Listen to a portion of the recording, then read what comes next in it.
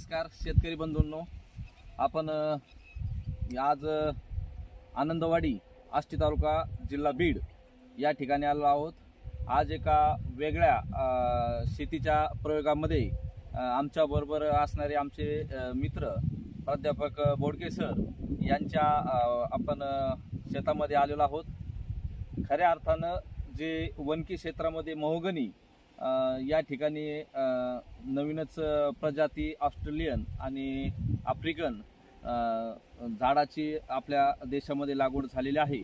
त्यामध्ये आम्ही 5 एकरची लागवड केलेली आहे आणि आमच्याबरोबरच सरांनी सुद्धा या ठिकाणी 2 एकरची लागवड केलेली आहे। आपण त्यांचा परिचय घेऊन अधिकची माहिती आपण सरांकडून घेऊ। सर, तुमचा परिचय काय? नमस्कार, मी प्राध्यापक बोडके एकनाथ, राहणार आनंदवाडी, तालुका आष्टी, जिल्हा बीड। सर, तुम्ही या ठिकाणी झाडांची लागवड केलेली आहे, तर प्रति एकरी आपण किती झाडांची लागवड केली व किती बाय कितीवर लागवड केलेली हे एकदा सांगा। झाडाची लागवड ही 10 बाय 10 वरती केलेली आहे आणि साधारणतः एकरामध्ये 1 एकरमध्ये 500 झाडं बसतात। 500 झाड आणि हे झाडाची लागवड करून जवळपास 1 ते दीड वर्ष झालेलं आहे। तरी आपण याचा उंचीचा जर विचार केला तर 1 ते दीड वर्षामध्ये जवळपास 15 ते 20 फूट एवढी उंची या झाडाने गाठलेली आहे आणि आता पोड सुद्धा थोडंफार बळवत आहे। जशी जशी या ठिकाणी दिवस जात आहे तसं पोड बी बळवत आहे आणि हाईट सुद्धा वाढत आहे। सर, या ठिकाणी फळ जे 5व्या वर्षी फळ येणार आहे, तर त्या फळांचे ते किती किलोमध्ये आणि त्याची प्राइस काय आहे हे एक आमच्या शेतकऱ्यांसाठी काय सांगा। तसं जर पाहिलं गव्हर्नमेंटच्या स्कीमनुसार आपण जे यूट्यूबवरती लेक्चर पाहिलेले आहेत त्यांच्या म्हणण्यानुसार असं येतं आहे की या ठिकाणी हे जर झाड या ठिकाणी 5 वर्षानंतर फळाला आलं तर ह्या झाडाला साधारणतः 5 ते 6 किलो फळ निघतंय आणि मार्केटमध्ये सध्याच्या स्थितीला आपण जर प्राईसचा विचार केला तर जवळपास 500 ते 600 रुपये किलोने हे फळ विकतंय मार्केटमध्ये। साधारणतः एका झाडाला जर आपण विचार केला तर 500 ते 600 रुपयांनी जर विकला आणि 5 किलो ते 6 किलो जर निघालं तर 2,500 ते 3,000 पर्यंत उत्पादन निघू शकतं एका झाडाचं वर्ष, म्हणजे प्रति झाड प्रति एकर जवळपास 12.5 लाख ते 15 लाखापर्यंत आपण उत्पन्न घेऊन चालायचं एका एकरामध्ये। आणि त्या झाडांसाठी फवारा किंवा अधिकचं खत किंवा अधिकचं पाणी हे आंतरपीक केल्यामुळं काय जास्त काय लागण्याचं असं आवश्यक वाटत नाही। कुठल्याच प्रकारचं या ठिकाणी आपण याला खत दिलेलं नाहीये।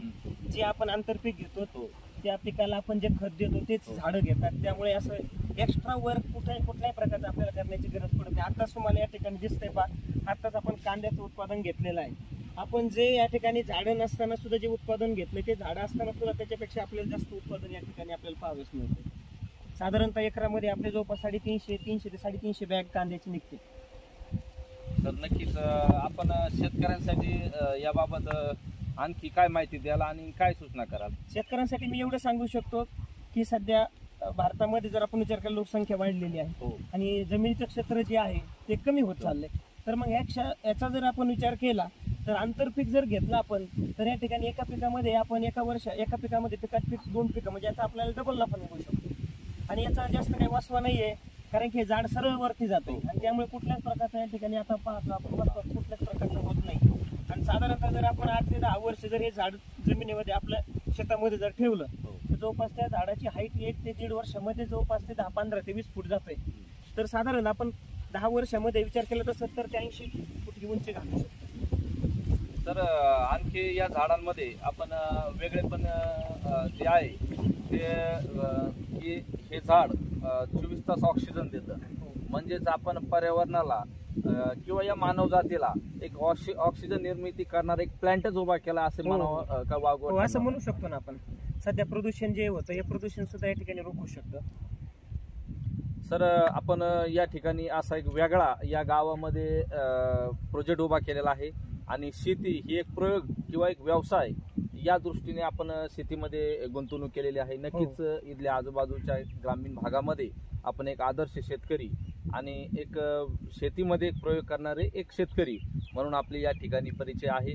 नक्कीच काही दिवसांनी होईना ज्यावेळेस याला झाडाला फळ येईल त्यावेळेस नक्कीच शेतकरी जास्तीत जास्त महोगनीची जी लागवड हे करणार आहेत आणि ज्याला जून जुलैमध्ये जर महोगनी जर लागवड करायची असेल तर आपल्या पुढल्या एपिसोडमध्ये आपण सविस्तर त्या योजनांविषयी आणि प्रस्ताव किंवा कुठल्या अधिकाऱ्याकडे प्रस्ताव दाखल करायचा याच्याविषयी सविस्तर आपण माहिती देणार आहोत. तत्पूर्वी सर, आपण आमच्या शेतकऱ्यांना अतिशय सुंदर माहिती दिल्याबद्दल आपले असे स्वागत करतो. आणि सर्व शेतकऱ्यांना या वनकी क्षेत्रामध्ये आपण मोहगणीची लागवड करून आपण जास्तीत जास्त नफा कसा मिळवून आणि शाश्वत शेती आणि समृद्ध शेतकरी कसा होईल या संकल्पनेकडे वाटचाल करावी. धन्यवाद.